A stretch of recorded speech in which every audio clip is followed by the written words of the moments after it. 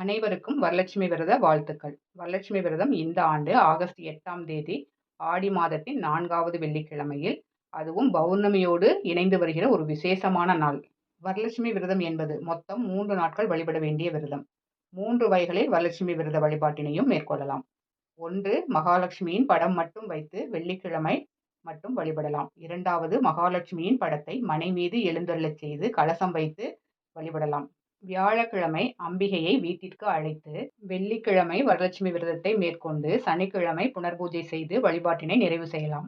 அல்லது வெள்ளிக்கிழமை அம்பிகையை அழைத்து அன்று ஒரு நாள் மட்டும் வழிபடலாம். அல்லது வெள்ளிக்கிழமை அம்பிகையை அழைத்து வழிபட்டு சனிக்கிழமை வைத்திருந்து ஞாயிற்றுக்கிழமை புனர்பூஜை செய்து வழிபாட்டினை நிறைவு செய்யலாம்.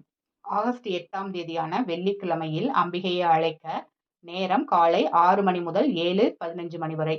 பூஜை செய்வதற்கான நேரம் ஆகஸ்ட் 8ஆம் தேதி காலை 9 மணி முதல் 10:20 மணி வரை, மாலை 6 மணி முதல் 7:20 மணி வரை. மகாலட்சுமியின் படம் வைத்து எளிமையாக வழிபட வேண்டும் என்று நினைப்பவர்கள் ஆகஸ்ட் 8ஆம் தேதியன்று காலை வழிபாட்டிற்காக சொல்லப்பட்ட நேரத்தில் மகாலட்சுமியின் படத்திற்கு பூக்கள் சூட்டி, தீபதூப ஆராதனை காட்டி, தெரிந்த ஸ்லோகங்களை சொல்லி நைவேத்தியம் படைத்து வழிபட்டாலே போதும், மகாலட்சுமியின் பரிபூரண அருள் கிடைக்கும்.